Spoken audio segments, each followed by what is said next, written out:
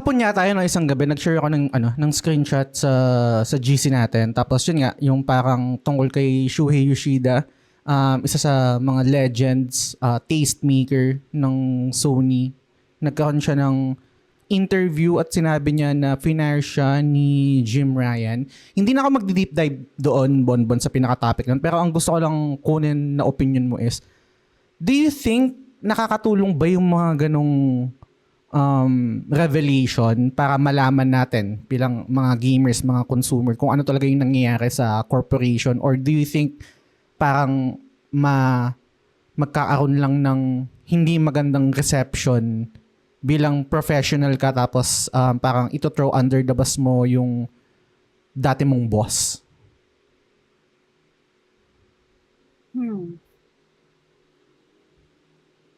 Medyo napaisip ako dun kasi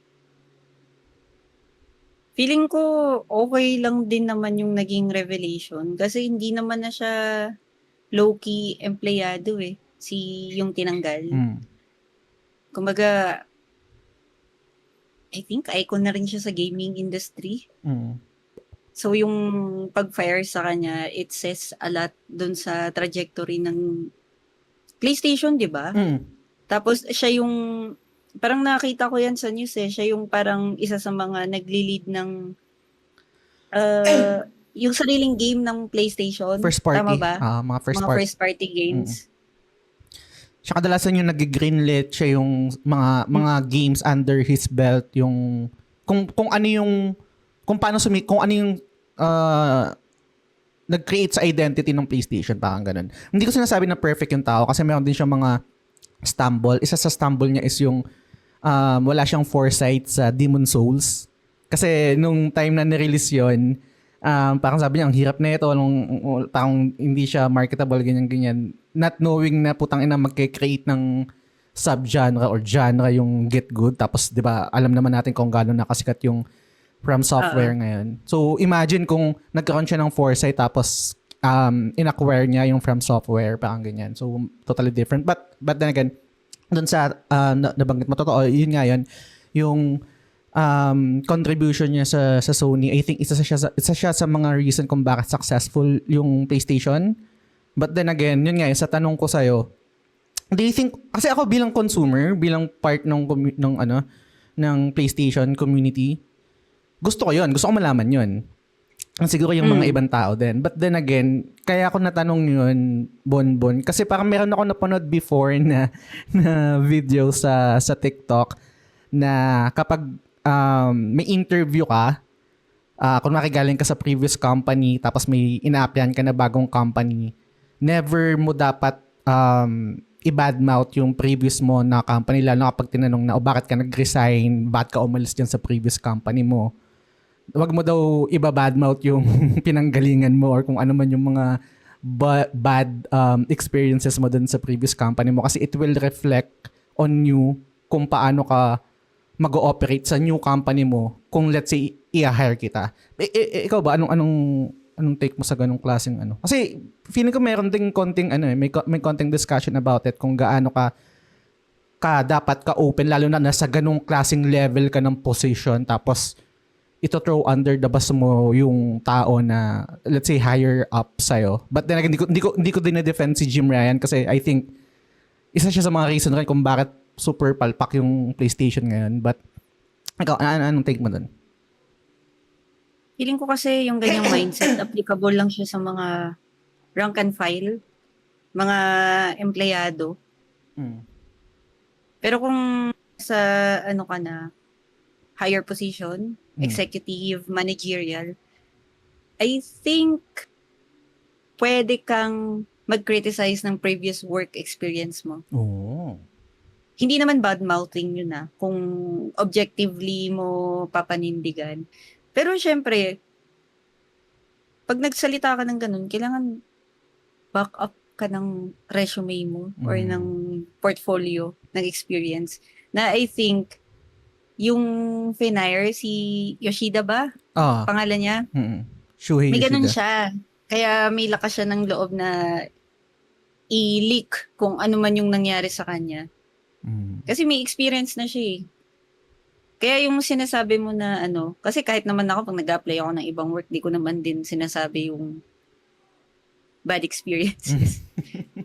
Kasi syempre, ano naman ako eh, normal na tao. Kumbaga ganun. Gets. Kasi kung, again, kung ako okay sa akin yun. At least nagkaroon tayo ng clarity kung bakit it doesn't make sense rin kasi talaga kung bakit siya dinemote before and then natanggal eventually. And kita rin naman kasi yung naging trajectory ng PS5 compared sa PS4. Pero babalik pa rin kasi tayo sa previous topic natin, Bonbon, yung last episode natin regarding live service games. Kasi, andun kasi yung pera eh. Diba? Kung, let's say, kung boss ka and ang goal, ang role mo is to make money for your company, diba? Parang doon ka din pupunta. Pero, gaya nga nung naging statement rin siguro ni Shuhei na nag-know siya kung ano man yung demand na yun or gustong pagawa sa kanya. Related rin sa sinabi mo na meron kasi siyang resume and pedigree kaya kaya niyang mag-know sa ganong klaseng demand. Di alis na lang ako or panggalin mo na lang ako. Hindi ko gagawin yan. Parang ganyan, no? And alam mo, minsan naisip ko yung ganong klaseng level ng big dick energy. Ang sorry. Sige. I mean, gets mo yung point, right? No, parang Gets. okay din yun eh. Yung parang magkaroon ka ng kasi I'll be honest, no. Hindi naman ako magdedetalye.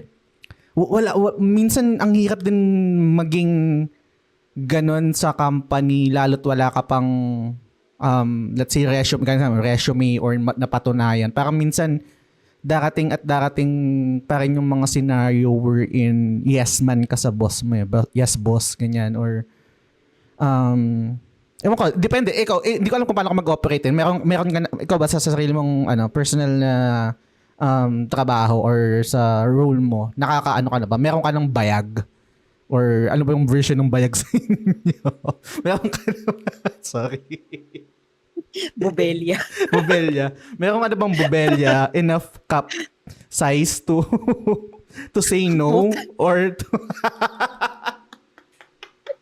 Anong size? A, B, C, D, or G? Kidding aside, gusto ko lang malaman din, ikaw ba, na-experience mo na ba yung ganun din? Na meron kang courage to say no? Actually, kasi sa nature ng work ko, hindi uso sa amin mag-no kapag nasa meeting. Mas pinapakita namin siya sa output. Tapos kasi, ang ginagawa namin, nag-A-B testing kami para next meeting, doon namin i-bring up yung point na yung idea mo hindi nag-work. Normal yun sa amin eh. Kasi di ba nasa marketing nga kami. Tapos minsan, lalo yung mga Australian people na ka-work ko sa department, nagka-clash yung ideas.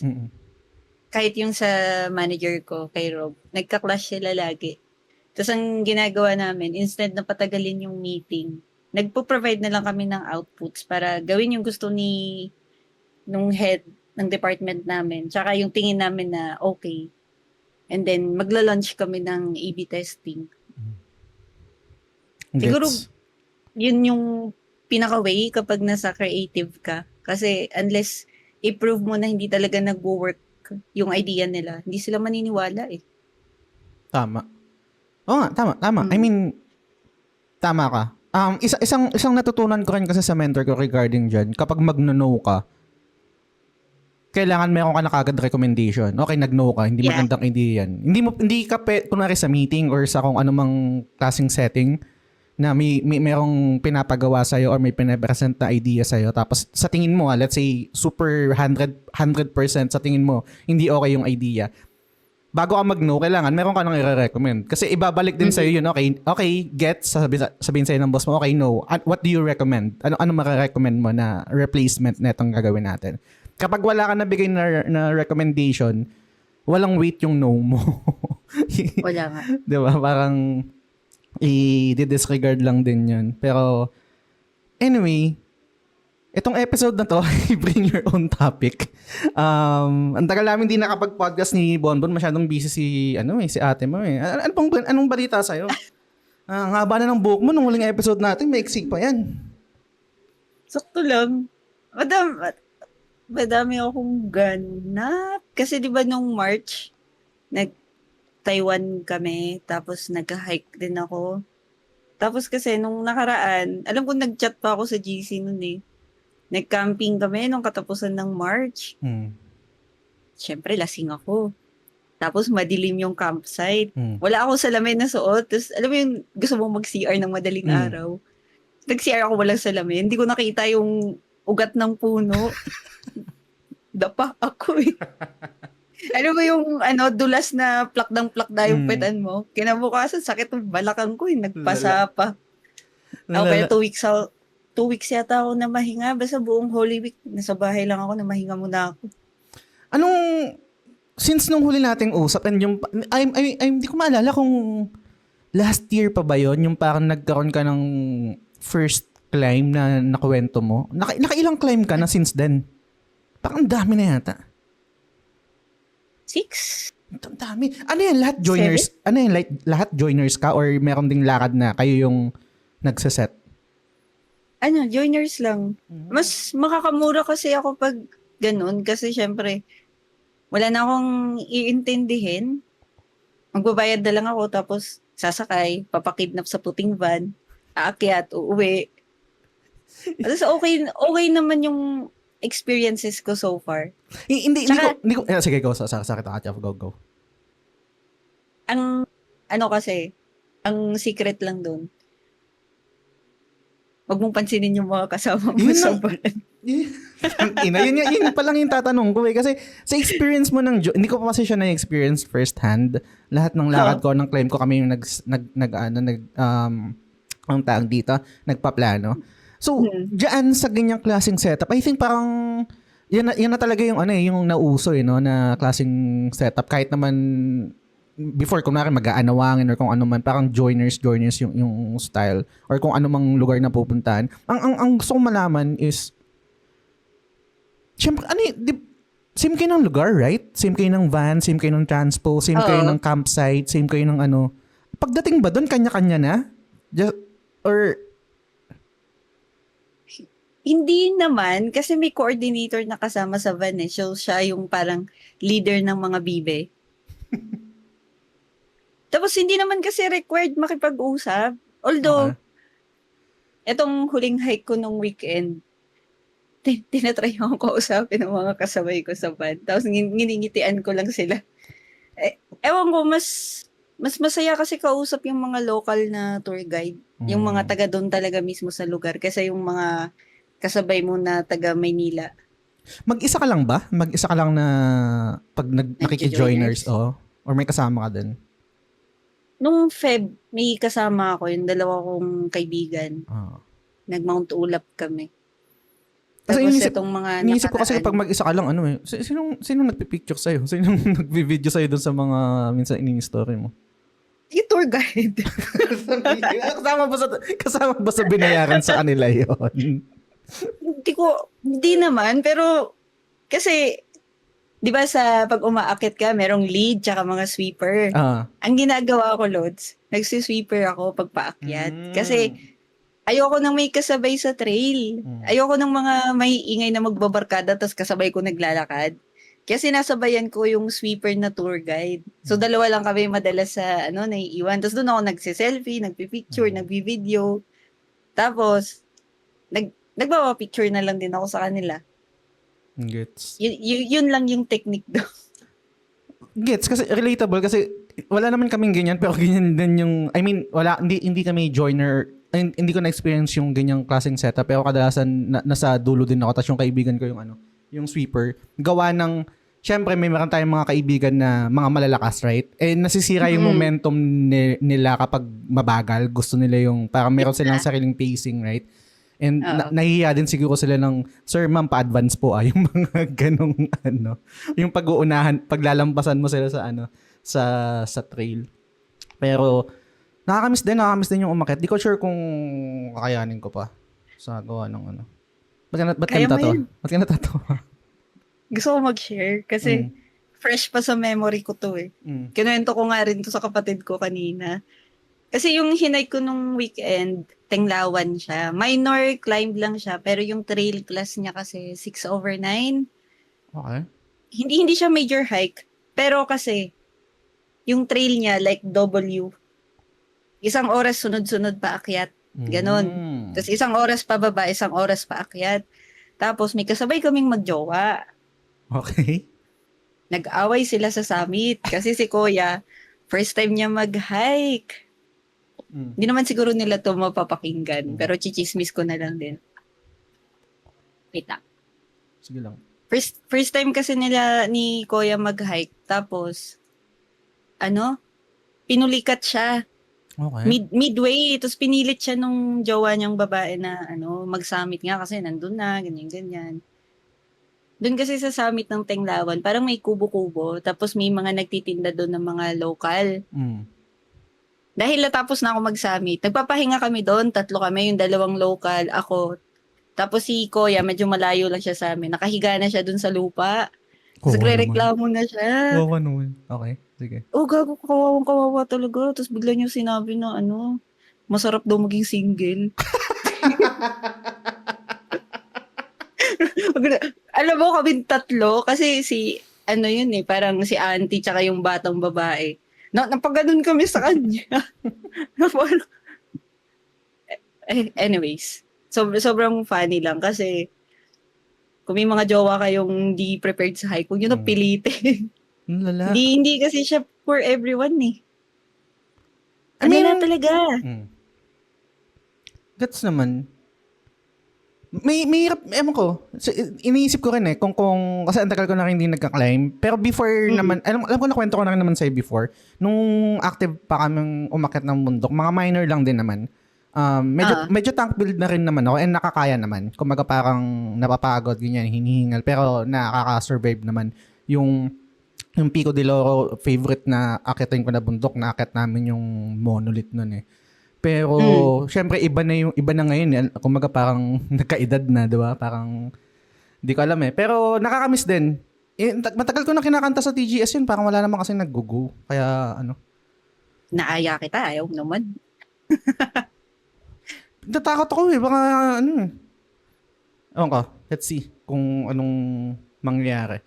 Pero, bago tayo mag-start ng Bayot episode, shoutout muna sa mga Patreon subscribers at sa ating mga executive producers na sila Sands, Lance, Mark D. Binagracia, Yvette Suzanne Solibilla ng The Ara Ara Channel, Kuya G, Admiral RD Casimiro at si AG Sumarian. If you enjoy the content that we're creating, consider supporting us on patreon.com/thegamesilog show. May iba't ibang tier level doon at bawat tier level may iba't ibang perks. Lalo na yung nakama-game access, meron tayong Resident Evil 9 na binigay ni Kuya G. Meron din akong dinagdag na Crimson Desert na ngayon nilalaro ko pa at hindi ko na alam kung may pag-asa pa akong pumalag sa Project Ubus Backlogs kasi putang inang yan, inuubos talaga yung oras ko. Familiar ka ba sa game na to, Bonbon? May mga tropa ba na naglalaro na ito? Oo, meron. Putang ina. Ubus oras, no? Ubos oras siya. Pero hindi mo siya, paano ko ba i-explain to?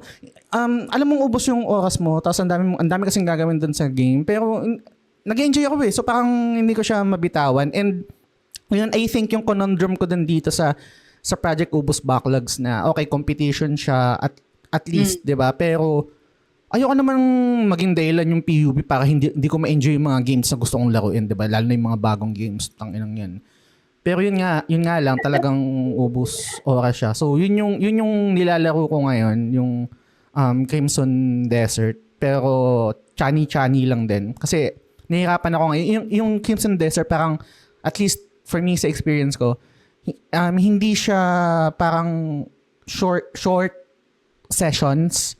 Nabibitin ako sa short sessions. Kailangan ka pa maglalaro ako sa kanya, parang mag-aalat ako or magbabudget ako at least 3 hours siguro minimum. Parang ganyan. Kapag 1 hour, 2 hours, nabibitin ako tapos parang the next day, nahihirapan akong, meron siyang parang meron siyang momentum na kailangan makuha mo muna yun. Tapos pag nandun ka na sa momentum, tuloy-tuloy ka na. But, let's see kung anong mangyayari kung matatapos ko siya. Pero ikaw ba? Anong mga nilalaro mo ngayon? Kamusta ang gaming life mo? Nung March, na-addict ako sa Palworld. Okay. Like, mga 100 hours na yata ako dun, isang buong buwan. Tipong napapanaginipan ko siya. Ganun na kalala. Kasi kung familiar ka sa Palworld, siya bootleg Pokemon. De joke lang. Pero yun yung inspiration niya. Pero kasi yung mga pals mo, aalagaan mo siya, papakainin mo. Tapos kapag nade-depress yung isang alaga ko dun, parang nalulungkot ako. Gusto ko siya pakainin agad. Pag ako may face out na panaginipan ko talaga yung mga yun. Naayos ko kagad yung base. Pero Lods, teka lang, hold your thought. Hindi ba parang nabudol ka rin sa sa Pokemon bago yan? O mas nauna ba yung Palworld bago yung budol mo sa Pokemon? Nauna yung Pokemon. Kaso Okay. nung nag-start ako mag-Palworld, napitawan ko na yung Switch ko. And nag-enjoy ako sa mechanics ng game. Kasi wala namang story to eh. Parang lang siya. Open world, base building, exploration, ganyan. Sandbox. Siko-collect mo yung mga pals, gagawa ka ng bahay mo, tatalunin mo yung mga boss. Yun. Ano yan? May sarili kayong server? Meron ka mga kalaro? May sarili kaming server, pero hindi rin kami naglalaro na sabay-sabay. Kasi hindi naman siya kailangan ng co-op eh. So, kailangan lang, parang magkakapit-bahay lang kami dun sa server, sa world na yon. Tapos kanya-kanya kami ng progress. Kasi kaya mo siyang solohin eh. Ano yun? Kunwari pag isang server kayo, di ba may kanya-kanya kayong base? Parang may kanya-kanya kayong island Oo. ba? Ganon? Hindi island eh, kasi parang malaki yung map. Okay, malaking Tapos sa map continent. na yun, kahit saan ka pwede magtayo ng base. Okay. So, yung sa... May feature kasi yung Discord na pwede siyang gumawa ng 24/7 na server eh. Ginamit namin yon para i-host yung Palworld server namin. Para anytime, happy in, half off na lang kami. Tapos di kailangan na... Hindi ka magre-rely sa isang tao na host para laging open. So yun, kanya-kanya kami ng progress. Tapos gumawa lang ako ng magandang bahay doon. Tapos natapos ko na yung mga dapat kong gawin. Lilipat na naman ako sa bagong game. May ano ba dyan? May main quest ba dyan na parang pag natapos Meron. mo, meron. Meron siya, pero hindi siya ganun ka... Hindi yun yung hook niya eh. Sa akin parang ang pinaka-hook niya is yung exploration tsaka base building.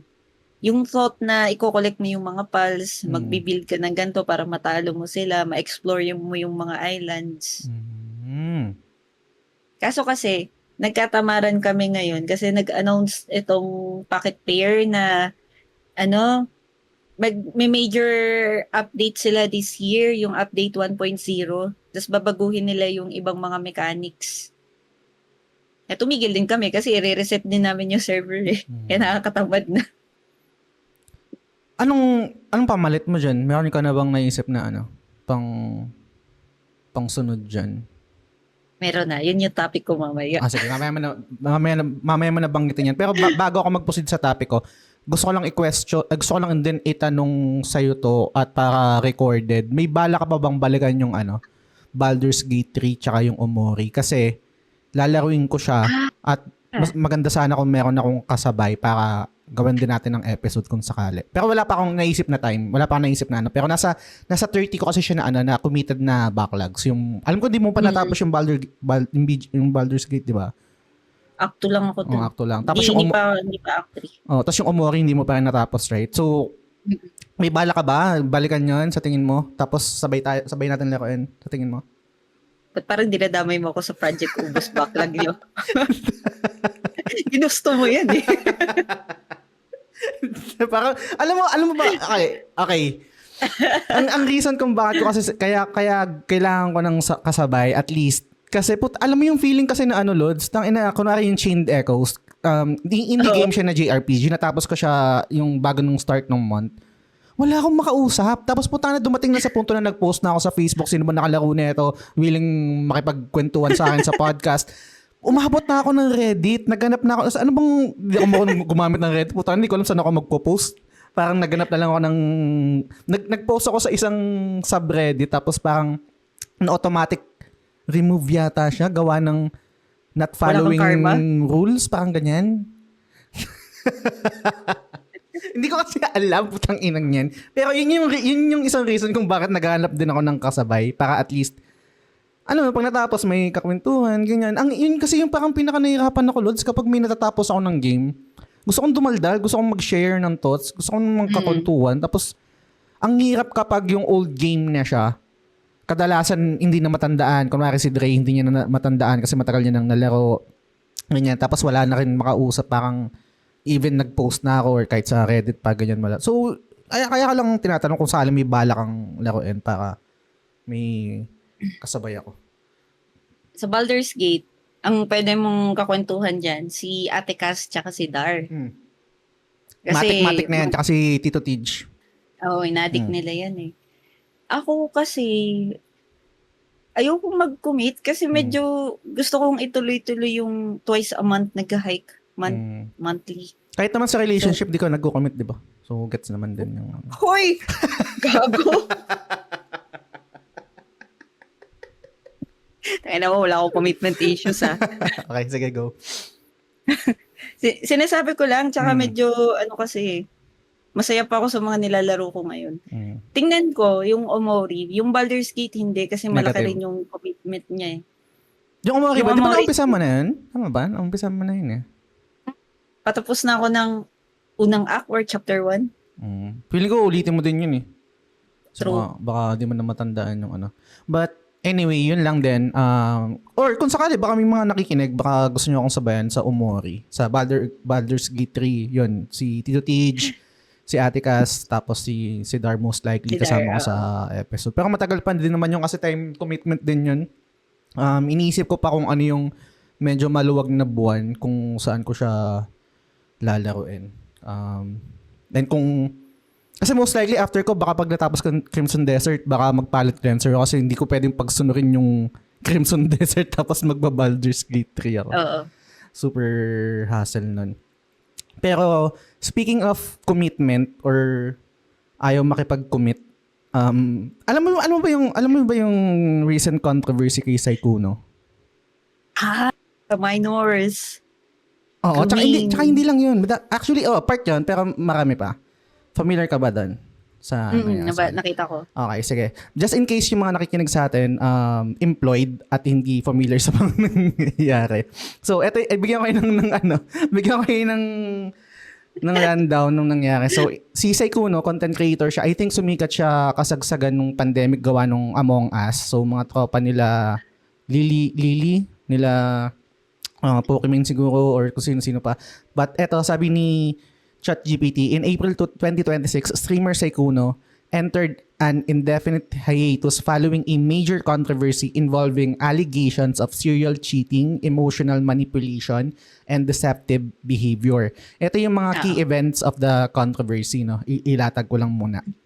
Yung initial allegations, on April 10, 2026, VTuber Hemo Malviti released a 32-page document accusing Saikuno of maintaining a secret long-term relationship while presenting himself as single to others. This alleged deception reportedly led to multiple overlapping relationships and undisclosed interactions. Another key event, additional games following the initial report, other creators such as Aislinn Winter, Nami Kitsunami, and Leia shared their own experiences. These included claims of targeting smaller female creators and VTubers, engaging in uncomfortable physical interactions, at ito yung sinasabi mo, connecting with at least one creator when she was 17 and he was 28.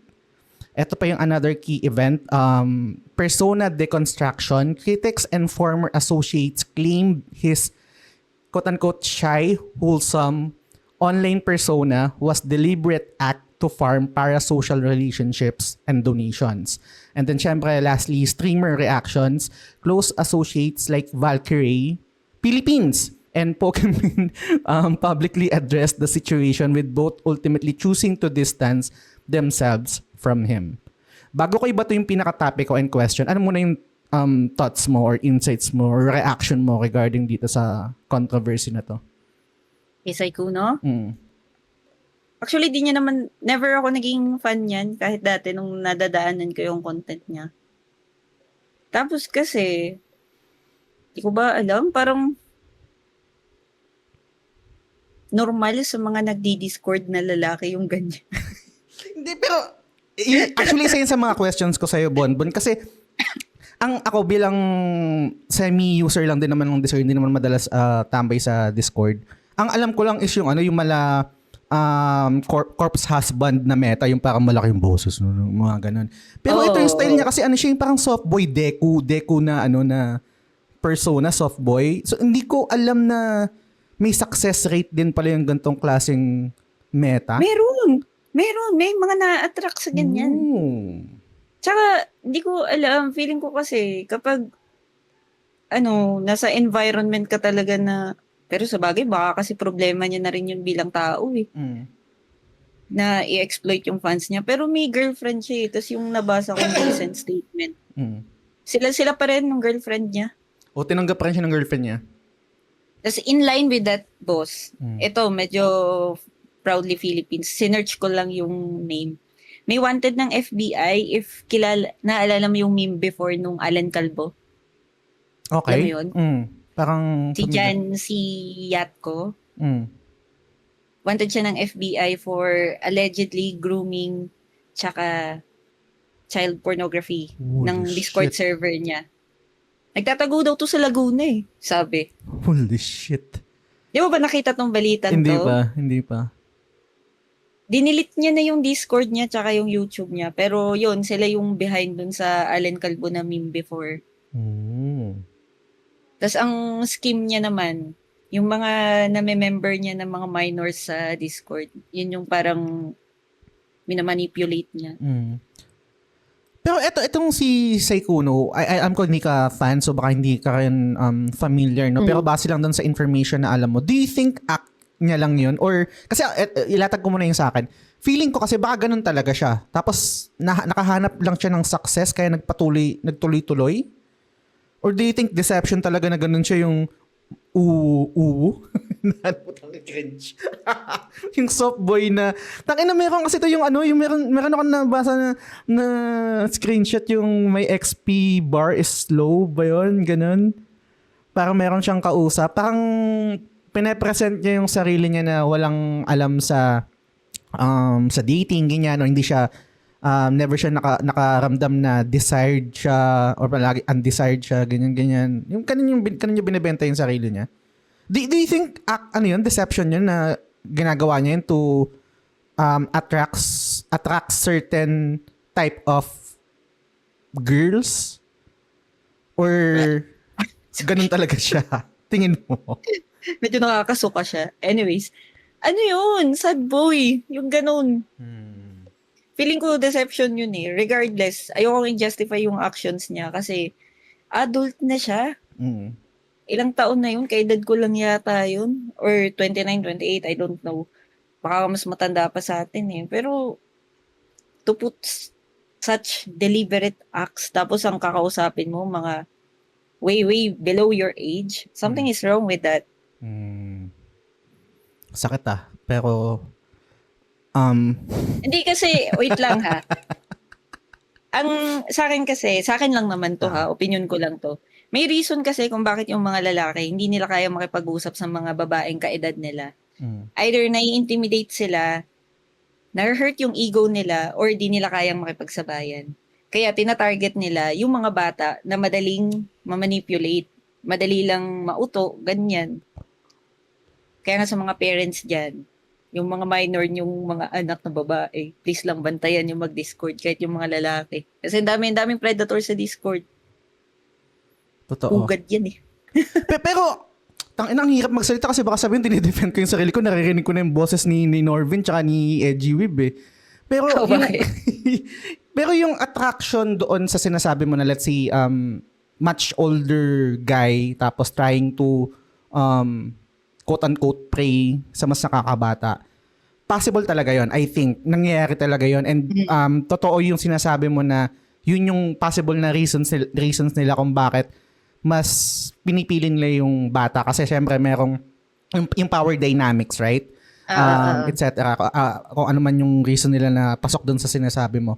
But I think meron ding certain number of older guys or men na mas napipili yung bata. Hindi ba dahil kasi mas attractive yung bata?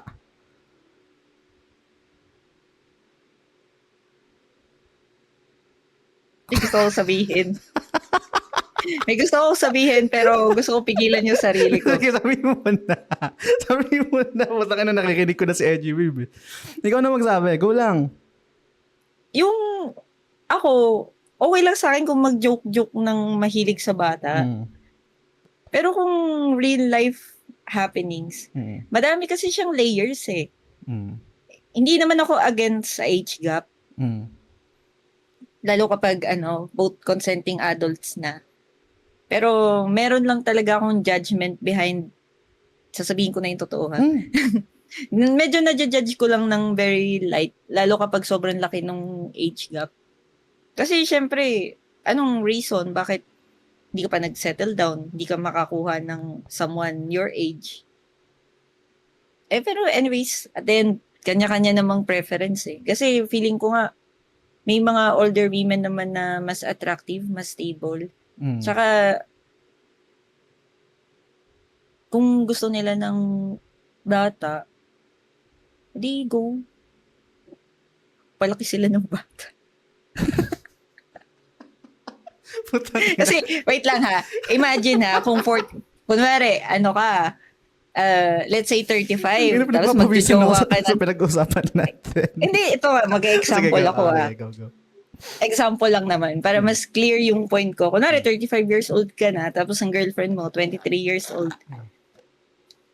Siyempre, masaya yan sa umpisa kasi attractive, young, medyo adventurous pa si ate kasi bata pa eh. Pero in the end kasi, magkaiba kayo ng phase sa buhay. Kasi technically speaking, kapag 23 to 30, nagsisettle pa lang yan ng career eh.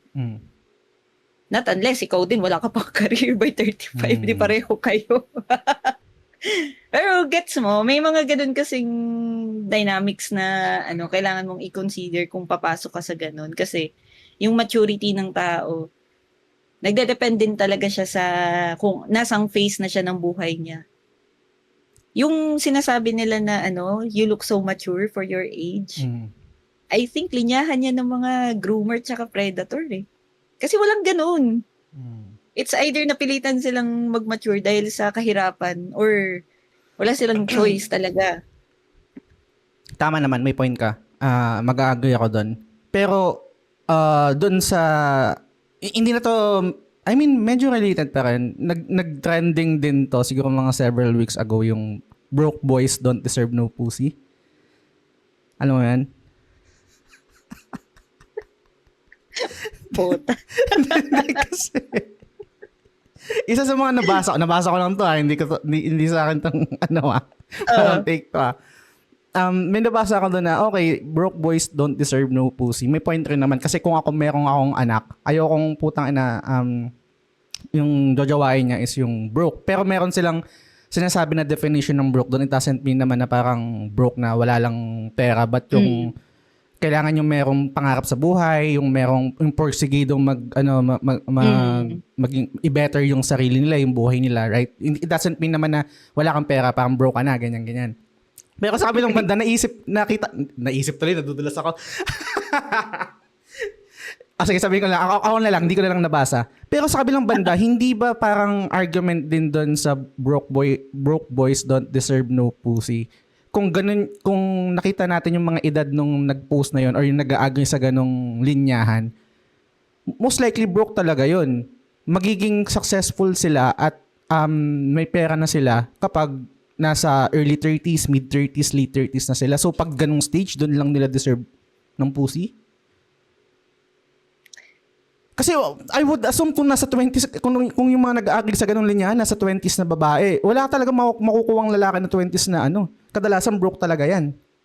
They're trying to build May their empires pa rin. Nasa process empire. pa. work in progress pa. Nadaanan ko rin yung post na yan. Tapos may isang comment doon. Ano, ganyan nga daw sinasabi ng mga babae. Pero yung body count, ang dami na daw. Ewan ko ha, may ganong mga comments dyan eh. Basically, parang gender thing na lang siguro. And ego, both sides, women and men. Kasi, ako lang naman to, bilang tao. Hindi ako masyadong nag-a-agree dyan. Kasi I think, partnership dapat yung relationship. So, kung wala kang pera, tapos ako wala akong pera, hindi talaga tayo mag-work. Tapos kung ikaw, wala kang pangarap, wala rin akong pangarap, edi wala. Kasi at the end of the day, di ka naman papatol sa lalaking walang patutunguhan sa buhay. May na-date ka na ba na broke? Oo. Ay, sorry.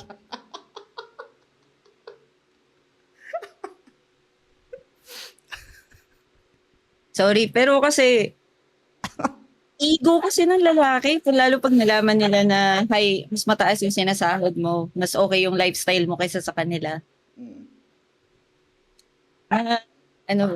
May ego yung mga lalaki sa ganyan eh.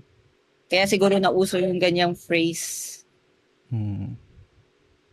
Or di ko alam. Depende. Depende pa rin yan. Dami-dami nating pinoproblema. Pati.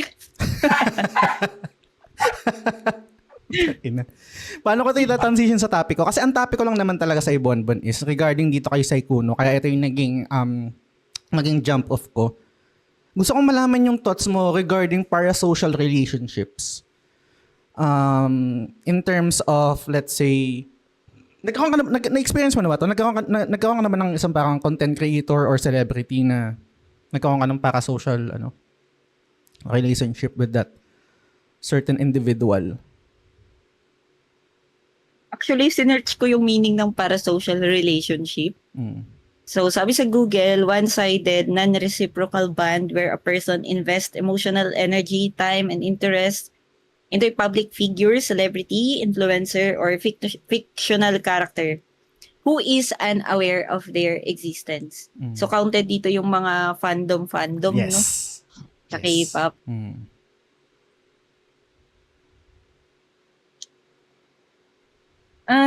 Siguro, meron akong ganito, pero intense siya nung early to late 20s ko. Kasi ngayon parang, sakto lang.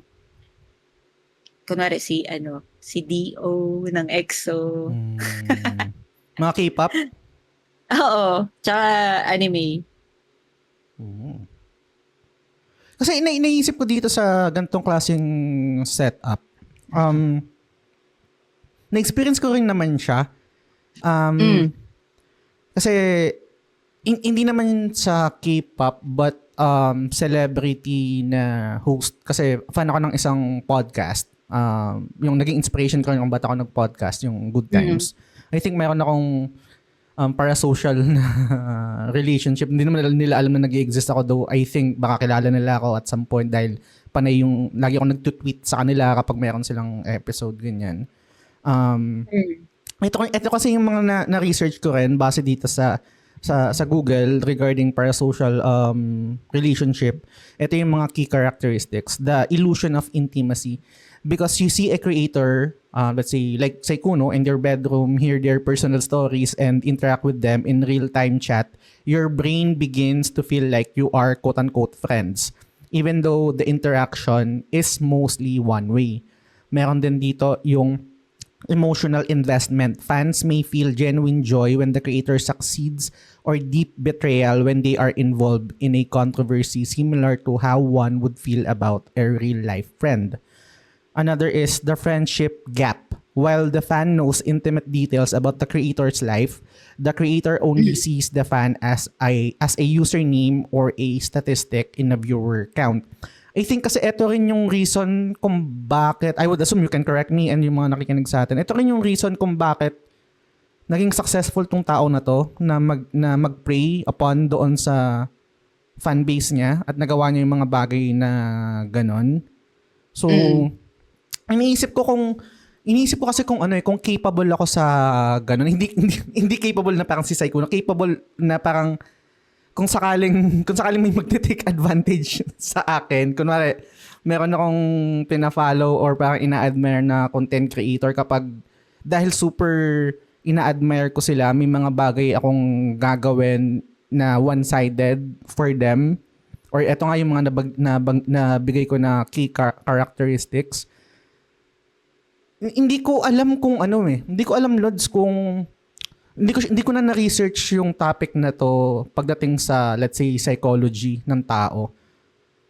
Ang kadalasan pang nakakamdam ng ganito is yung mga taong walang real life relationship or mga malulungkot na tao. Kasi Grabe ka. hindi kaya nga inisip ko, kaya nga inaano ko kung ano parang nilalatag ko lang yung parang naiisip ko gawa ng hindi ko rin naman na-research siya in terms of yung psychology ng gantong klaseng mga tao, no? Kung bakit nagla-latch on sila sa gantong klaseng relationship. Na parang do you think ba kaya nangyayari to kasi wala sila nung totoong relationship sa IRL? Or hindi naman din? Ang view ko lang dito hindi siguro sa wala silang real relationship, pero baka yung upbringing sa kanila flawed or iba yung kinalakihan nila na ideal relationship.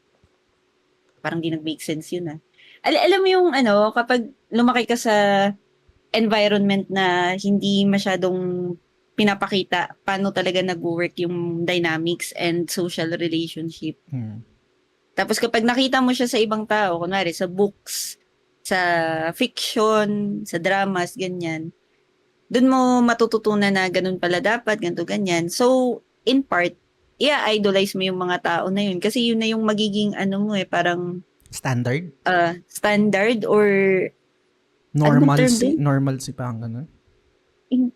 hindi, may nahanap akong term Hindi idol yung parang model, role model sila. Oo.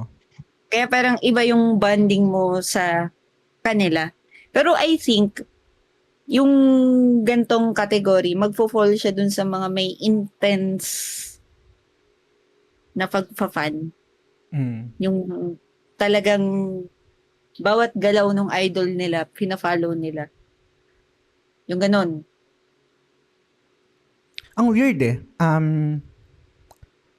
paano ka ba-articulate na na maayos at magta-translate ng parang magandang discussion. I think isang reason kung bakit hindi ko pa to binabat yung topic na to sa mga sa BBS or sa iba, parang feeling ko dito to magandang i-discuss to nakasama ka kasi parang hindi kasi parang feeling ko lang parang i-call out mo ako on the spot. Oo? Bakit? Do you think, kasi okay, bigyan ko muna ng context. Yung isa sa mga nakalagay kasi dito na dito sa na-research ko, yung social and psychological strategies na itong mga tao na to, itong mga content creators na to. Ito yung mga nakalagay dito. Meron dito yung conversational style. Sabi dito, streamers often address the camera directly using an informal conversational tone. This mimics the feeling of a private one-on-one video call with a friend rather than a broadcast 2000. So parang personal. I think parang marirelate ko to dun sa dun sa recent na performance ni Justin Bieber sa Coachella. Parang ganun yung vibe, di ba? Parang something personal with the fans, di ba? Which is nag-work siya. Kasi kung fan ka talaga ni Justin Bieber, kahit hindi ako fan, gets ko kung bakit gusto ng mga fan yung ganong klaseng style versus yung ginawa ni, kasi kino-compare ni Sabrina Carpenter na super produced performance, right? Tapos parang pinagbabangga sila na ito isang nag-pull up lang ng laptop tapos sinearch lang yung mga kanta niya pero successful, parang yan. So, I think pasok yun doon, right? Fan ka ba ni Justin Bieber? Alam mo kasi, bakit memorable yung Coachella niya? Full circle moment kasi yun eh. Kasi Ano di ba na-discover lang naman siya sa YouTube na nagko-cover ng songs. And di ko maalala kung kailan, pero binenta niya kasi yung mga old songs niya. So wala na siyang rights doon. Bukod sa yan, panood niya sa YouTube, ganyan. Kaya niya sinabayan. Tapos parang naging emotional siya kasi for the first time in years, neto lang ulit nag-perform si Justin Bieber na nakangiti, nag-e-enjoy sa stage. Ito. Kasi 'di ba, na-fuck up siya ng music industry mula nung lumaki siya. Kaya siya naging parang personal sa mga fans niya. Kahit ako medyo natuwa ako dun sa performance. Sobrang galing. Ang ganda nung frame niya, yung parang nakita ko na screenshot, yung nakatingin siya dun sa, sa screen, tapos yung old video niya nung bata pa siya. Ang ganda nung frame na yun. Yun nga, full circle. Tapos yun, malibat dun sa conversational style, meron din dito yung calculated self-disclosure by sharing personal vulnerabilities, daily struggles, or behind-the-scenes life details. Creators create an illusion of intimacy. Fans feel like they are being trusted with secrets, which deepens the emotional bond. Nagigets mo na kung saan nakapapunta? Maraming gumagawa niyan. Hindi lang mga streamers, kahit yung mga K-pop idols. Ito ba? Ito pa isa. Tapos natin to. Meron pa dito. Yung perceived reciprocity. Ewan ko paano siya, sorry. Streamers encourage fans to participate in reciprocal rituals such as replying to specific chat messages or thanking donors by name even though it's brief. This acknowledgement makes the fan feel quote-unquote seen and recognized as a real friend. Another, consistency and familiarity. By maintaining a regular streaming schedule, creators become a predictable presence in a fan's daily life. This repeated exposure is a primary driver in strengthening parasocial affinity over time. Okay? Tapos eto naman, yung nabanggit ko kanina yun kasi yung social and psychological strategies ng mga content creators. Eto naman yung sa other side, yung monetization and platform tools. Kasi let's be honest, business nila to eh. Yung product nila is yung sarili nila, right? Ito. Sabi dito, donations as quote-unquote purchased donations as purchased attention. Features like super chats or Twitch bits allows fans to pay for a guaranteed interaction. This purchased attention reinforces the parasocial bond by giving the fan a sense of status or a direct link to the creator. Another one, subscription tiers. Shout out patreon.com/thegamesilogshow. Some platforms allow creators to offer different levels of quote-unquote closeness based on a payment tiers, such as exclusive. Gets mo na ba kung saan ako mapunta?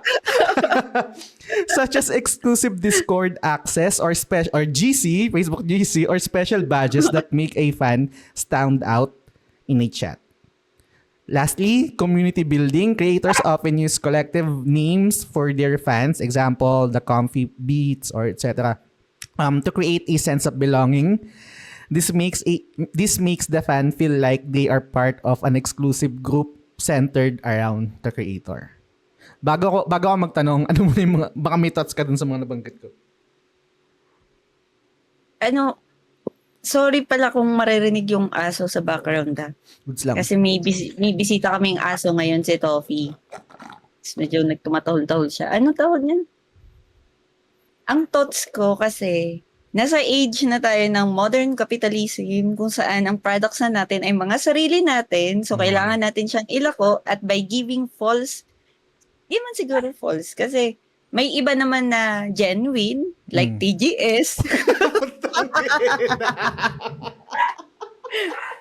Pero di ba, yung kapalit kasi nito, yung parang sense of security and friendship. Kasi online na tayo ngayon eh. Hindi na to kamukha ng dati na Di ba yung bullshit? Di ba yung bullshit yung sinasabi mo? Do you honestly believe na ganyan? Sa tingin mo? Na genuine yung TJS? Oo. Oo, bakit? Okay. Sige. Kasi feeling ko naman wala namang sa akin lang ha, bilang ano, ilang years pa naman ako sa community. Wala naman akong nararamdaman doon ng mga peking tao. Kasi Yun. ito yung follow-up question ko talaga sa iyo, Bonbon, regarding dito sa mga na-discuss ko.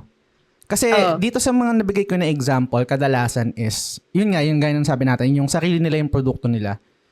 Mm. Mag-agree ka ba sa sasabihin ko na hindi, dito sa TGS, dito sa podcast na ginagawa natin, hindi naman tayo yung produkto.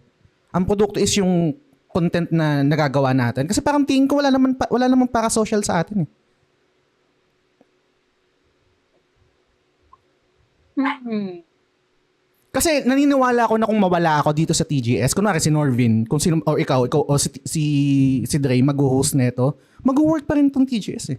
Itong podcast eh. Kung ma-retain yung format or yung vision, kahit mawala ako, magtutuloy pa rin to. Hence, hindi ako yung produkto. Ang produkto is yung content na napoproduce natin. Agree ka ba dun or hindi? Parang napaisip ako ng very light doon kasi kung iisipin mo kasi mabuti, yung naging, sorry, maingay talaga yung aso. Okay Yung lang. naging format na kasi nung TGS, ano eh, kwentuhan siya with the community. Hmm. And siguro, isa yun sa mga distinct features ng TGS. Kaya hindi mo siya masasabing nasa artificial or superficial lang na content. Hmm. Kasi nga, may na-build ka na community eh. Eh, yung community I mean, dun sa GC, parang kahit mga personal shits ng mga tao, nasi-share na dun eh. Kumbaga may sense of belonging kahit bago ka pa lang. And of course, at the end of the day, sa games naman tayo lahat nagkakasundo tsaka sa ibang mga nerd hobbies na I think isa yun sa mga hinahanap ng mga nagiging subscriber or listener ng TGS. Kasi sa totoo lang, bihira yung mga gantong content eh na pwede kang dumaldal about sa mga nerd shits mo sa buhay. Naisip ko lang kasi actually habang nire-research to, putang ina lahat ng mga characteristic dito parang pasok ah. Tapos parang napapaisip din ako, Lods. I'll be honest, na parang tinitik advantage ko ba kayo? Parang ganun. To the point na parang kino-question ko din yung sarili ko. Pero again, yung parang ang rebat ko lang din sa sarili ko is parang wala namang, I don't think na mayroong para social sa akin eh. Para social siguro dun sa community or dun sa content, but personally sa akin, wala naman eh. Meron ba? Wala naman, di ba? Akala ko kanina, sasabihin mo na baka ikaw, magiging katulad ka na ni Saikuno na may parasocial, may parasocial relationship sa mga listeners. Tapos magte-take advantage ka. Akala ko ganun na yung naiisip Hindi. mo eh. Alam mo yan, meron akong kinuwento sa'yo pero wag natin ikwento dito pero alam mo yun yung Ano context. yun? Hindi na sa'yo na yun. Alam mo na yun. Di ba? Hindi ko maalala. Mamaya na lang. Mamaya na lang. Sobrang dami nangyari sa buhay ko. Wala na akong Sa chat maalala. sa chat na lang. But, Pero, ganito ha. mm, Feeling ko kasi, ang distinct feature ng TGS, kung bakit siya parang nabuo as TGS and hindi na lang ikaw yun. May mga real life ganap and kapag mga inuman, lalo pag Christmas party, doon lumalabas yung tunay na ugali ng mga tao kapag lasing na sila. Tapos madaling araw, kausap mo pa rin. Gets mo siya? Bakit parang hindi siya, of course, it's a form of parasocial relationship, pero not so extreme na exploitating na siya sa mga members.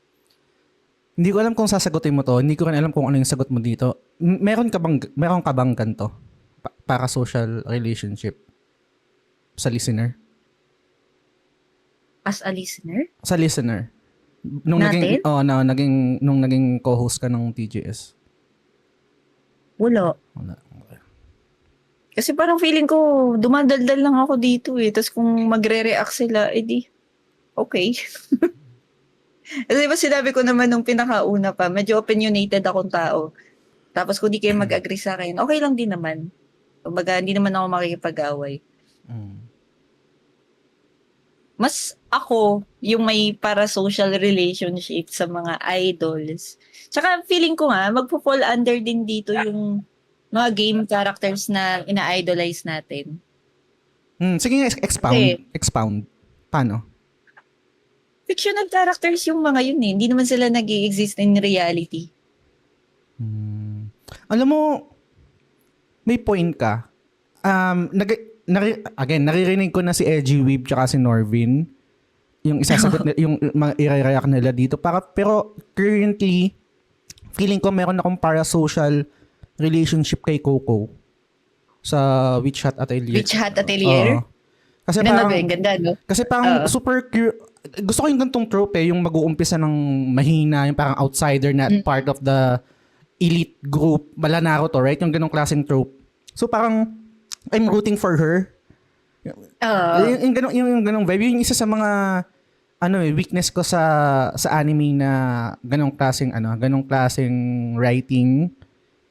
Kakapanood ko lang ng episode kanina, tapos syempre merong isang character na parang malatrope na Sasuke. Si, ano pangalan nun? Dito yung maalam na, yung parang laging galit sa kanya. Yung boycott. Yung na naka-boycott na hair. Tapos parang sinisisi siya. Actually, yung isa nga rin si Tetiata. Ba yun? I forgot her name. Yung parang, dahil nga hinabol si Coco, tapos na-transport sila doon sa isang, spoiler, hindi naman kayo nanonood doon, feeling ko. Na-transport sila doon sa isang area, yung hinahabol na yung mask witch, ganyan-ganyan. Parang nakita ni Coco na, though hindi deliberately sinasabi na biniblame niya si Coco, pero ganun yung nakita niya sa mata nung ano. Napanood mo na ba? Sorry, baka Hindi ko pa napapanood yung bagong episode, pero okay lang. Sorry.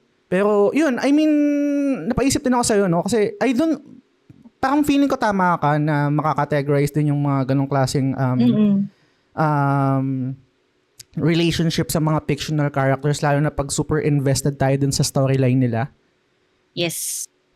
Kapag yung hindi naman self-insert but na dumadating na sa point na nakaka-relate tayo dun sa mga struggles nila, mga shortcomings nila, and yung looking forward tayo dun sa magiging success nila. Sa anime ba? Sino yung ganun? Kunwari ako currently, kasi before sa mga previous anime, marami akong masasabi, pero currently si Coco, I think yung gusto kong character ngayon. Ikaw ba? Sinong masasite mo na fictional character na meron kang ganun? Kung wala man current, siguro pwede rin yung past. Alam mo yung anime or yung palabas na Bakuman? Hindi. Bakuman yata yan eh. Wait lang, double check ko lang yung title. Bakuman nga. Ano to? Luma na siya na anime manga. Tapos nagka-movie din to. About siya sa story ng dalawang guys na gusto maging manga artist. Oh. Tapos dito pinalabas yung paano nag-work yung Shonen Jump. Paano naghahabol ng deadlines yung mga artist. Kung ano yung pinapabago ng editor, ganyan. May point sa akin na gustong-gusto ko to. Kasi syempre nakaka-relate ako sa na-artist eh. Nung nagdo-drawing pa ako, tapos gusto ko mag-ano. Pero yun. Tapos siguro, yung longest anime crush ko. Bakit? Tawa lang ako bigla. Siyempre, matik si Kakashi sa Naruto. Tsaka si Ed ng Full Metal. Yan. Pero parang tapos na kasi ako sa phase na sobrang emotionally invested ako sa mga anime characters. Ngayon, kahit sa mga bagong napapanood mo, wala nang ganong klaseng kind of level of Attachment? Oo, attachment.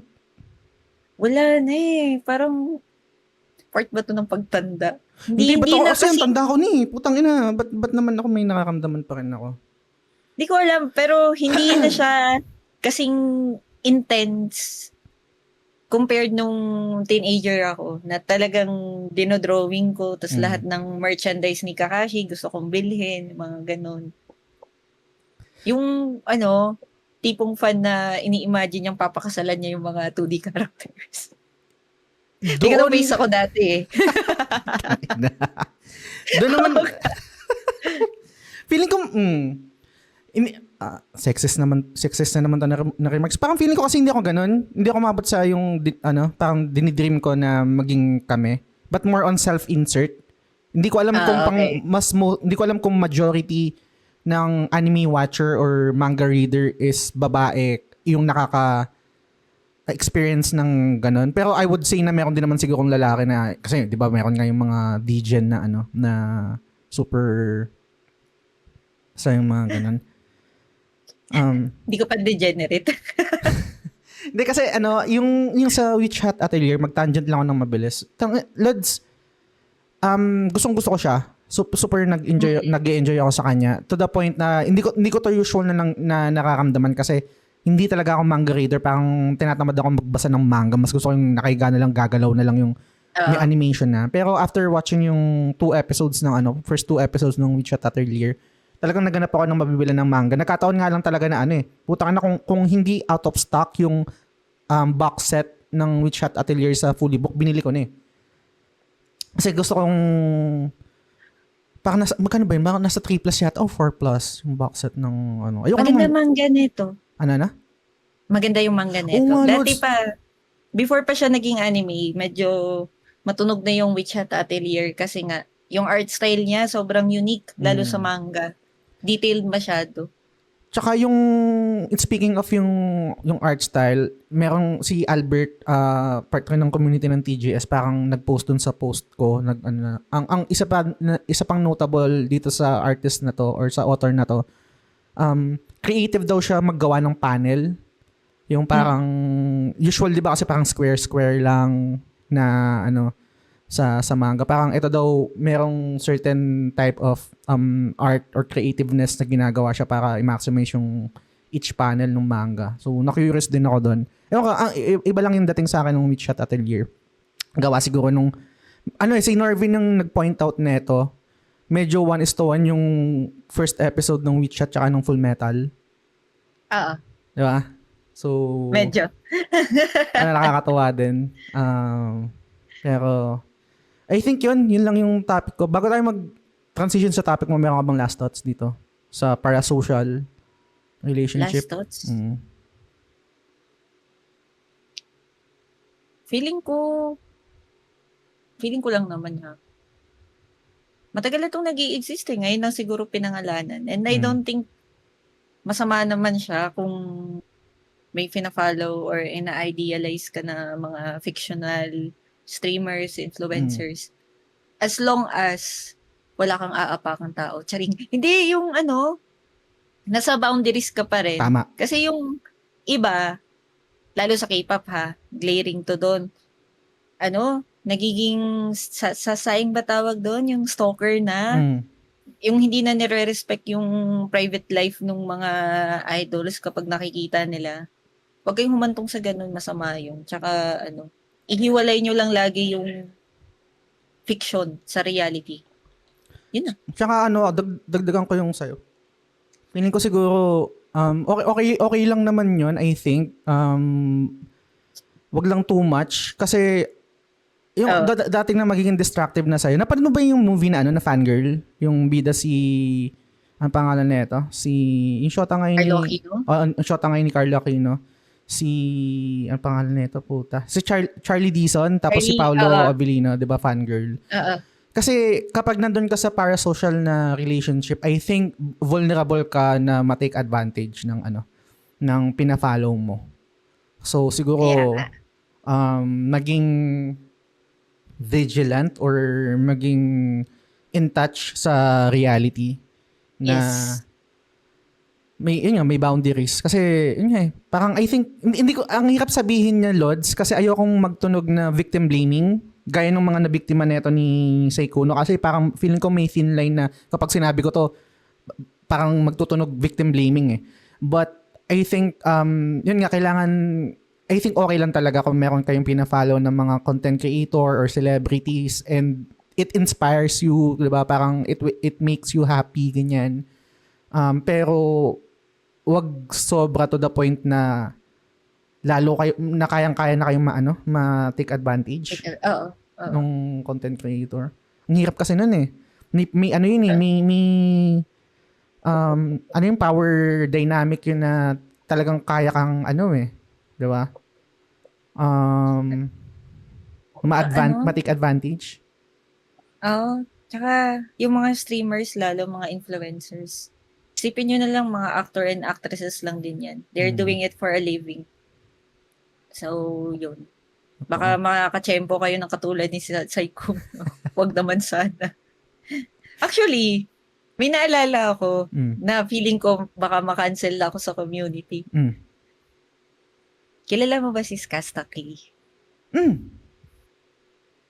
Lately kasi, I mean, guilty pleasure ko yung mga kanta niya. Mm. Sila sa Aussie Dogs. Maganda boses niya.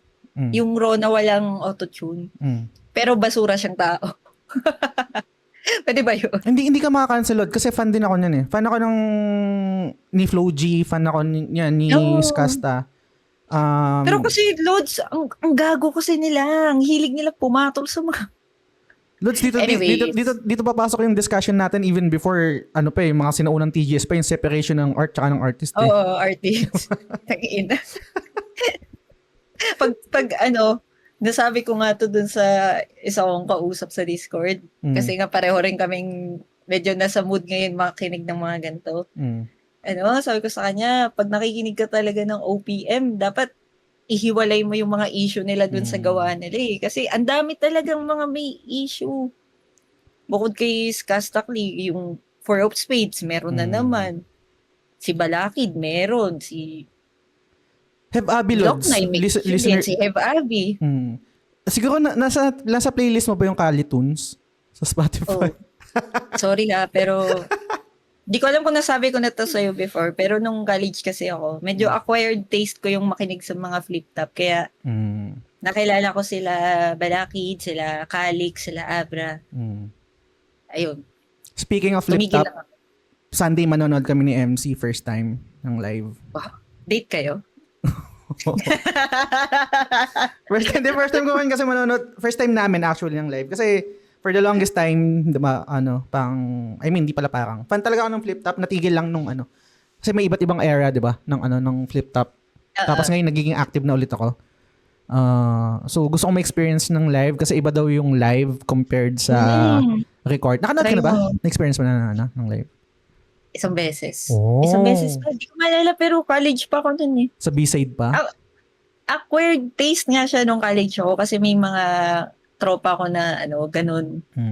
Kaya na-expose din ako sa ganung mga kantahan tsaka ganung scenes. Goods din naman hindi, ako paglalaban ko, goods din naman talaga yung art or yung genre na yun eh. And hayaan mo na. Basura lang talaga yung iba sa kanila kahit alam mo ba yung chismis kay Balakid kung bakit siya biglang nawala? Sabi, allegedly, mayroong daw inaswang na minor de edad. Tama ba? Allegedly. Pero, pakinggan mo yung diss track sa kanya ni Calix. Released yata last year. Hanapin mo yun. Sige. Meron yan. So, bagay ang tagal niya nang nawala, ano? Tagal na. Hindi nga nagpaparamdam eh. Lala. Abnormal eh. Sorry. Stan ka ba nun? Fan ka ba ni Balakid? Dati. Ngayon sakto lang. Vitroom. Si Vitroom trip mo ba? Ano din yun?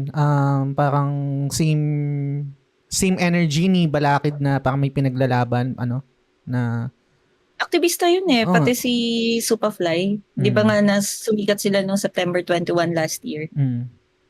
Sakto lang din. Si Balakid kasi, ilang beses ko siyang napanood ng live. Oh. Kaya medyo, nakilala ko talaga siya. Ano to? Pati Outside flip-top na performance or flip-top? Outside. Outside flip-top. Okay. So mas madalas yung nood mo ng outside, ng performance ng mga MCs na hindi flip-top? Kumaga parang... Okay. Yung rap-rap nila. Rap-rap. Nice. Anyways. Good shit. Guilty pleasure. Sige, watuhan mo ako. Ano yung topic mo ngayon, Bonbon? Ang sa akin naman, actually, yung bagong lalaroin ko, Wind Rose, Bagong release siya na laro sa Steam. Publisher niya, Pocket Pair, same ng gawa ng may gumawa sa Palworld. Tapos ang settings ng game niya, parang pirates kayo on an island na stokwa, ganyan. So, kailangan nyo mag-survive. So, meron din siyang base building tsaka co-op.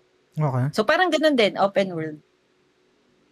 Tapos, ang pinaka-topic ko lang talaga, may certain appeal talaga siguro, lalo sa mga, gusto na lang ng matahimik yung game. Yung open world na mag-explore ka lang, tapos gagawa ka ng base mo. Kasi, ewan ko, yun yung gusto ko ngayon eh. From Palworld to this. Or dahil signs of aging, nagbabago paunti-unti yung taste natin sa gaming. Gets mo yun? Hindi ka kasi hindi ka kasi mahilig sa mga co-op games na parang may gaganto-ganto eh. Hindi ako Survival pala siya. Hindi ako mahilig load sa co-op, tama, sa multiplayer, tama. Pero yung format niya, hilig ko. Kunwari Stardew Valley, yung base building shit, yung simulation. Yung Crimson Desert, actually ito yung nakakainis dito sa game na to. Akala ko yung mga questline lang, mga kung anong shit lang yung tatagal ako. Meron din ditong base building. Talaga? Gusto ko nga laruin yan eh. Oo, meron din ganito. Holy shit. Sabi ko, alam mo, ito yung, nasabi ko na to sa BBS, pero sabihin ko lang dito, lads, para magkaroon ka ng konting context. Diba nga, parang, hindi ko gusto yung mga multiplayer. Sa ngayon, sa edad ko, sa multiplayer, ganyan, yung mga co-op, di ko trip. Mas single player ako. Pero before, na-addict ako sa MMO. Perfect combination itong Crimson Desert eh. Kasi, para siyang DNA ng MMO na single player. So, yung best of both worlds na i-experience ko na, parang naglalaro ako ng MMO pero wala akong interaction sa ibang tao. Hindi ko kailangan makiparty, hindi ko kailangan makipag-co-op, ganyan. Wala akong aantayin para mag-dungeon raid. Walang ganun. So, kaya super na-enjoy ko yung Crimson Desert.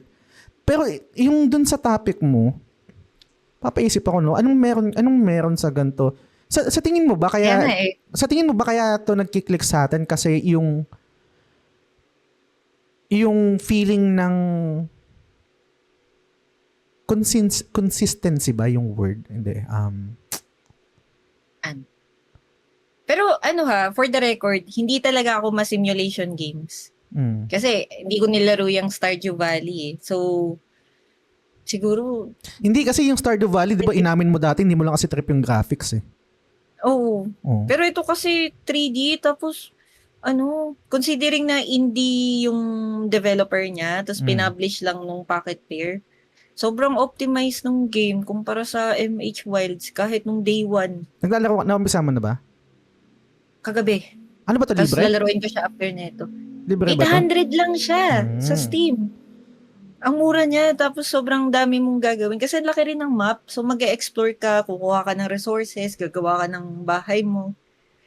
Tapos pala, yung gameplay niya, kasi may mga kalaban ka dito na drowned, yung mga nalunod na mga pirata, tsaka yung mga animals, may parry system siya.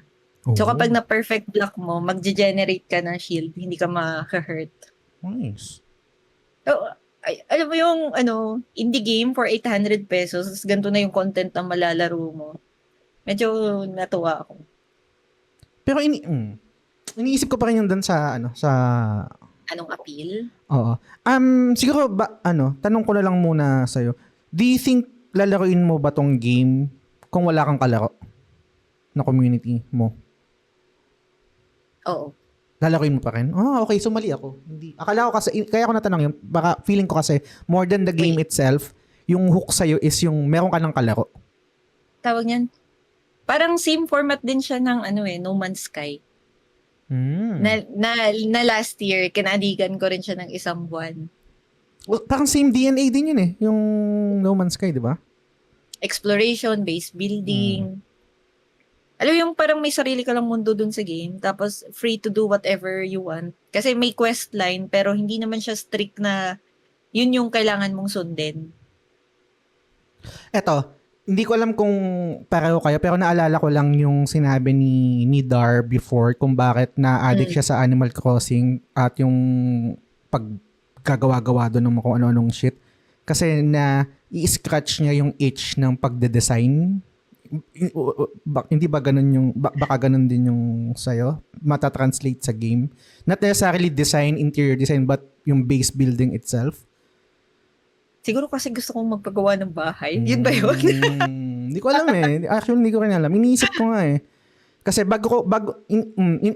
iniisip ko muna yung sa'yo bago yung sa akin. Kasi feeling ko yung sa akin, ano eh, meron lang, yung feeling ng ano siguro, yung sa akin, yung feeling ng progression, yung yung mga gantong klaseng game kasi is, rewarded yung bawat actions mo. Unlike dun sa mga usual games na nilalaro ko na story-driven, kumbaga parang yung pinaka-reward mo is after finishing the game pa eh. Yun yung ultimate reward mo eh. Na makita mo yung ending, mag-roll yung credits. Yung mga gantong klaseng game kasi, parang, let's say, pupunta ka may gagawin kang isang quest, matatapos mo yung quest, tapos may reward, or may gagawin kang action, kunwari sa Crimson Desert, or let's say sa Stardew Valley na lang, kunwari magtatanim ka ng crops mo, tutubo siya, aanihin mo, bebenta mo, and then rinse and repeat. Kumbaga parang may magagawa ka, may magagawa yung pinaghirapan mo. Nagme-make sense ba? Kunwari pinaghirapan mo nagtanim ka, yung pinaghirapan mo na tanim na yun, bebenta mo, tapos yung ma-earn mo na money doon, pang-upgrade mo ng bahay. Tapos yung sense of fulfillment kapag nakikita mong nagpo-progress yung farm mo or let's say yung bahay mo or yung base mo, I think yun yung hook kung bakit nakaka-addict siya. Saka, more than dun sa exploration niya.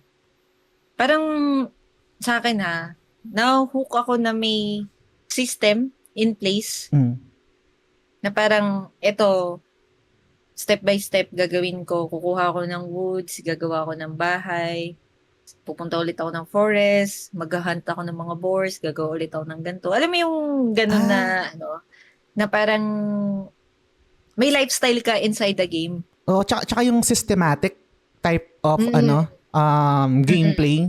Yun nga, yung sabi mo, di ba, parang may gagawin kang ganito, tapos, feeling ko yun.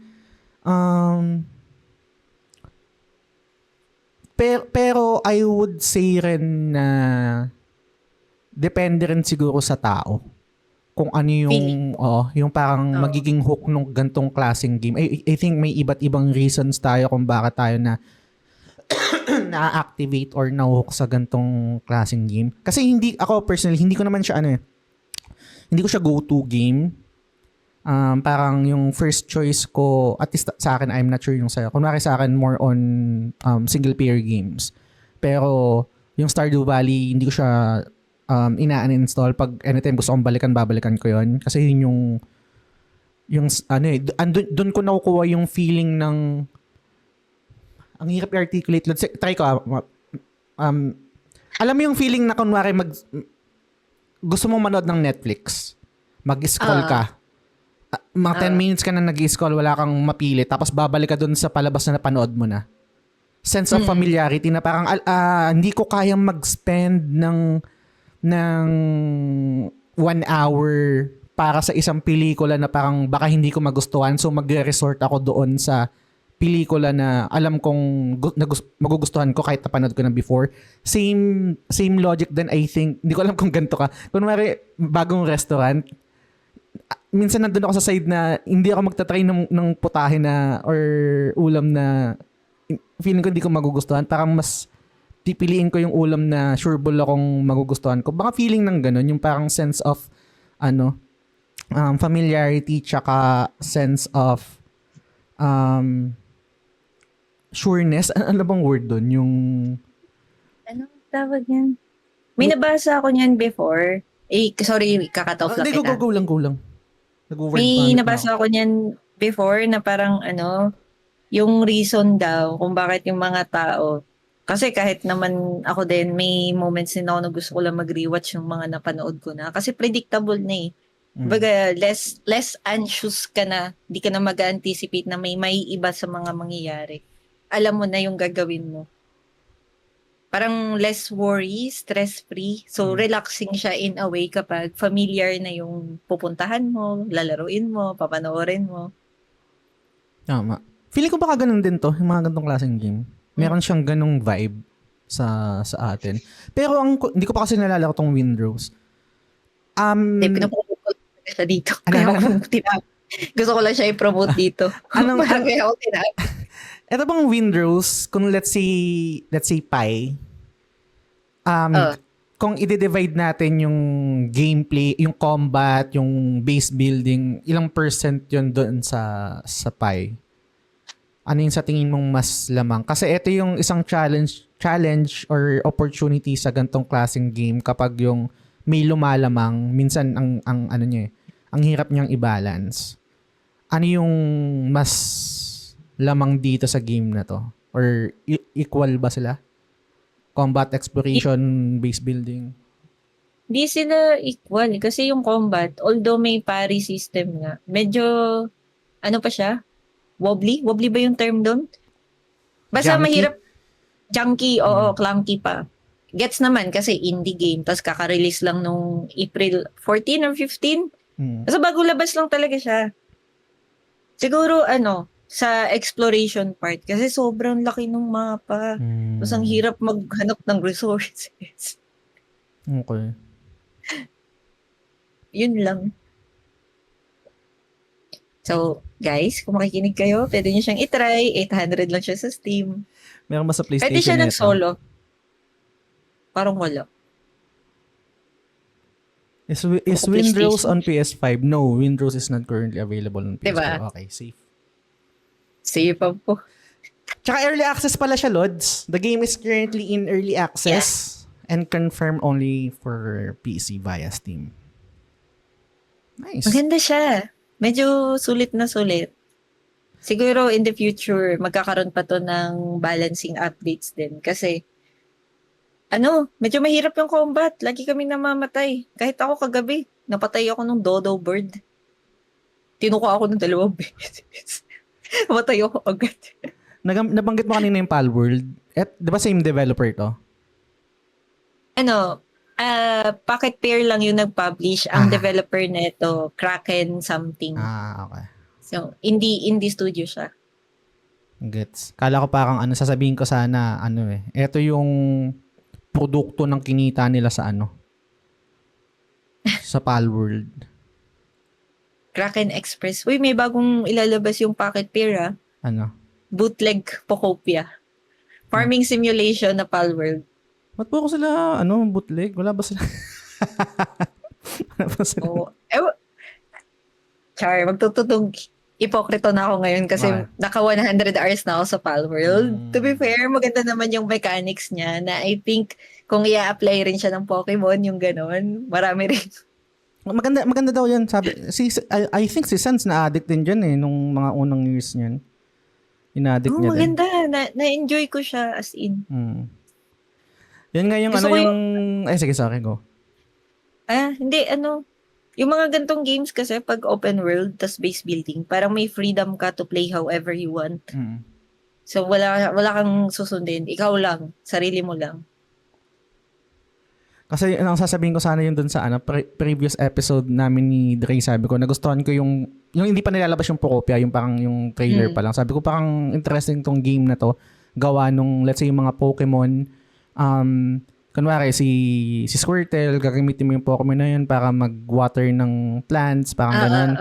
Tapos sabi ni Dre, parang Palworld. Ganun kasi dun. Ganun siya. Bawat pal, meron silang parang usage task. or task. Tapos may mga legendary pal din doon. Speaking of legendary, shoutout sa ating mga Patreon subscribers. Ito yung sinasabi nila na na dito sa diniscuss natin kanina, yung feeling scene, joke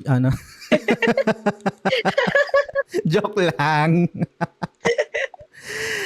Salamat sa support nyo. At sa ating mga executive producers na sila Sans, Lance, Mark D. Vinagracia, Yvette Suzanne Solivilla ng The RR Channel, si Kuya G, si Admiral RD Casimiro, at si AG Sumarian. If you enjoy the content that we're creating, consider supporting us on patreon.com/thegamesilog show.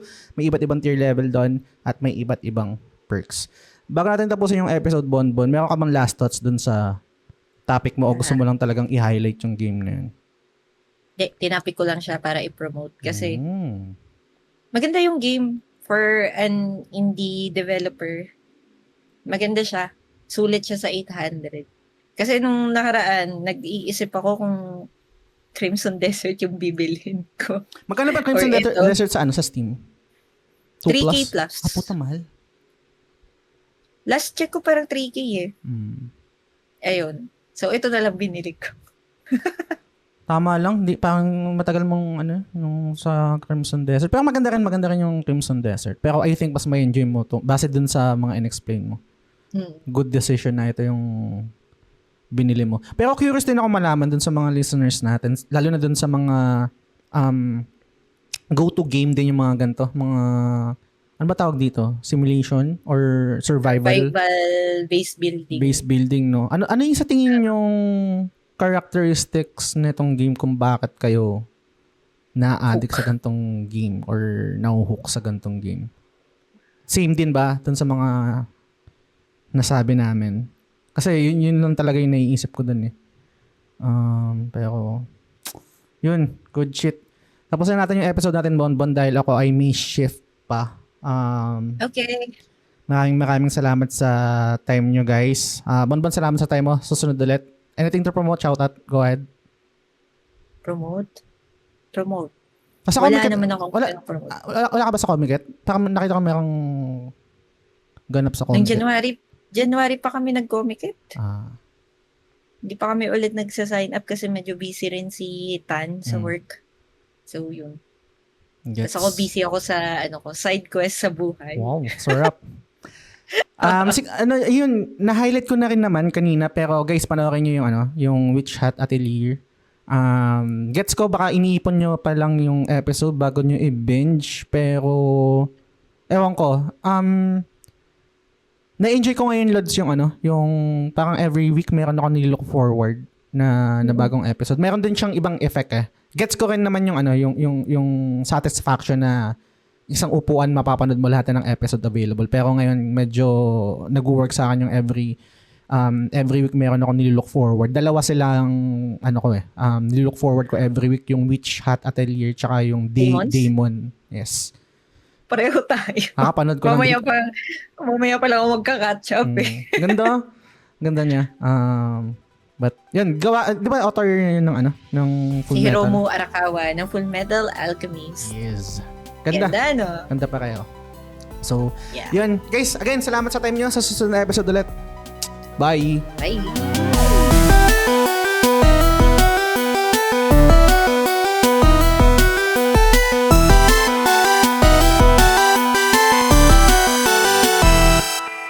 The Gamesilog Show is fan-supported at patreon.com/thegamesilog-show. The following names are our current supporters and we are eternally grateful for your kindness, support, and generosity. Sans, Lance, Mark D. Vinagracia, Yvette Suzanne Solivilla ng The Ara Channel, Kuya G, RD Casimiro, AG Sumarian, Jacob Francisco, Animo R1 US, Mark Christian de la Cruz, Mage Dizon, Benson Santa Ana, Dora Malyari, Janine C, Hachiroku 20, Hard Batuta, Leo Mark Joseph Cavite, Francis Lance Galapon, TJ Balyares ng Backlog na naman Budolcast, Michael Christian Loyal, Silves, Mar Valencia, Bay Ian ng Master RCB, Ate Cass ng Casual Gamer vs. The World, Hey Kiko, Shalene Rivera, Edgy Weeb, Ray Rivera, Ben, Dre, John Velasquez, Teacher Isa, Albert John Gonzalez, Cornflake, Naiko Neri, Storm, Bien J. Magalon, Big Chungus, Boy Pekka, Bernard James Cruz, Matthew 99, and lastly, Jed Basilio. Maraming salamat sa inyong suporta. The Gamesilog Show.